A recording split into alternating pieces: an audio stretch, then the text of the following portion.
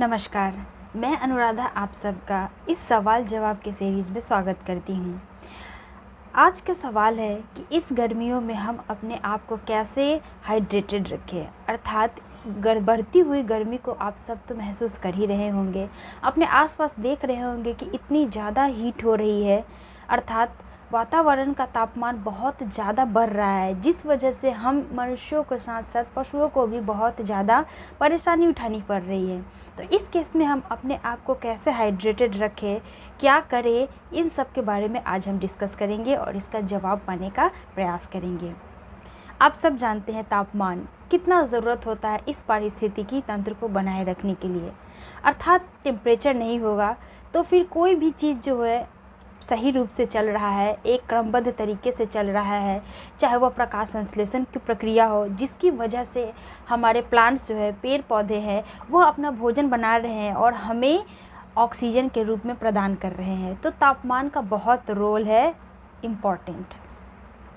लेकिन जब यही तापमान बहुत अधिक बढ़ जाती है तो फिर यह समस्या पैदा करने लगती है। अब यह समस्या किस प्रकार है, जैसे ग्लोबल वार्मिंग हो रहा है, हम मनुष्यों को स्किन संबंधित बहुत सारी समस्याएं हो रही है, बहुत सारे पशु पक्षी जीव जंतु मर रहे हैं इस तापमान में। उत्तर बिहार में भी बहुत ज़्यादा गर्मी पड़ रही है। अभी गर्मी पड़ने का बहुत सारे वजह होते हैं, जैसे कि ग्लोबल वार्मिंग का होना, बहुत सारे पॉल्यूशन का इंक्रीजमेंट हो जाना अचानक से, और भी बहुत सारे फैक्टर है। आप सब जानते हैं कि कैसे तापमान बढ़ रहा है। लेकिन इन बढ़ती हुई गर्मियों में अपने आप को कैसे हाइड्रेटेड रखें, यह मोस्ट इम्पॉर्टेंट है, क्योंकि हम जो प्राणी हैं, जो सजीव हैं, उन्हें जीवित रहने के लिए एक सूटेबल टेम्परेचर का आवश्यकता होती है। लेकिन जब यही टेम्परेचर बहुत अधिक बढ़ जाती है तो फिर आपको परेशानी उठानी पड़ती है। देखिएगा कि जानवर, यहाँ तक कि मनुष्य, हम सब गर्मी से बेहाल होकर के एक ठंडा वातावरण खोजते हैं और चाहते हैं कि हमें ऐसा टेम्परेचर मिले जिसमें अपने आप को एकदम स्वच्छ रूप से, सटीक रूप से, जहाँ पे एकदम आराम मिले, उस वैसी जगहों पर प्रस्थान कर जाए। इसलिए बहुत सारे लोग जो होते हैं ठंडे वाले जगहों पे घूमने चले जाते हैं। बट जिनके पास नहीं है कैपेसिटी घूमने का, वो क्या कर सकते हैं? सबसे पहला काम, आप अपने आप को हाइड्रेटेड रखने के लिए जितना ज़्यादा हो उतना ज़्यादा मात्रा में पानी पीजिए। क्योंकि क्या होता है, पसीना आता है, पसीना के माध्यम से आपका शरीर में जो भी पानी होती है वो सब क्या होता है, आप के रोम छिद्र से होते हुए, रोम छिद्र क्या होता है इसको समझिए, आपके अपने हाथों के ऊपर या फिर किसी भी बॉडी पार्ट्स के ऊपर छोटे छोटे हेयर्स दिखते हैं। हेयर्स के पास में एक पोर होता है, यानी कि छिद्र होता है। उस छिद्र से होते हुए आपके शरीर का अपशिष्ट पदार्थ जो पसीना भी होता है वो बाहर निकल जाता है शरीर से। तो उसी रोम छिद्र से होते हुए अधिक मात्रा में पसीना निकलने लगता है, जिस वजह से आपका होंठ हमेशा क्या रहेगा, सूखा सूखा महसूस होगा। पानी की कमी होगी तो आपको चक्कर आएगा, आप धूप में नहीं जा सकते, धूप में जाते ही आपको लू लगने की संभावना होती है। तो उस केस में क्या करना है, अधिक मात्रा में आपको पानी पीना है।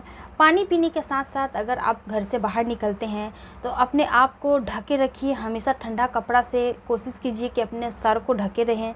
और किसी भी जगह पे पहुंचने पर आप तुरंत में पानी मत पीजिए। तुरंत में पानी पीने से आपका जो भी बैक्टीरिया वगैरह होता है आपके गले में जो प्रेजेंट होता है, मान लीजिए सांस ले रहे हैं तो सांस लेने में सिर्फ हवा नहीं लेते हम लोग, हवा के साथ साथ बहुत सारे छोटे माइक्रो ऑर्गेनिज्म होते हैं जो हमारे नाक और मुंह से माध्यम से हमारे शरीर में प्रवेश करते हैं।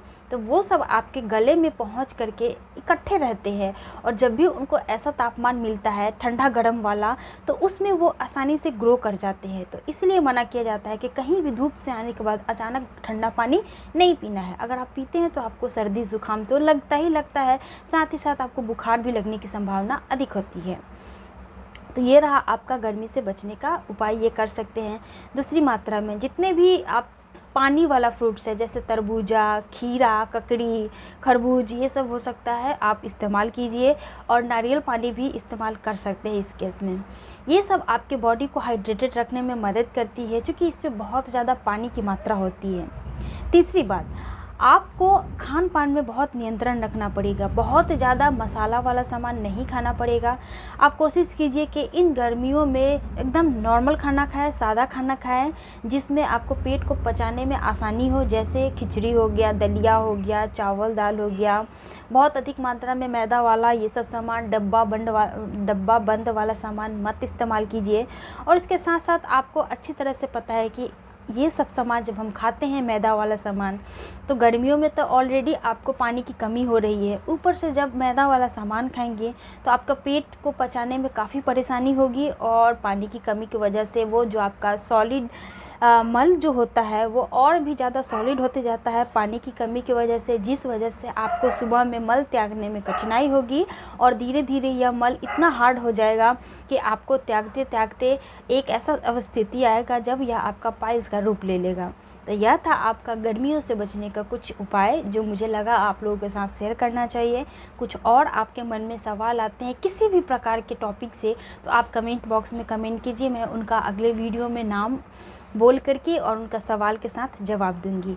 सेशन अच्छा लगा हो तो वीडियो को लाइक, शेयर और सब्सक्राइब कर दीजिएगा। धन्यवाद। जय हिंद।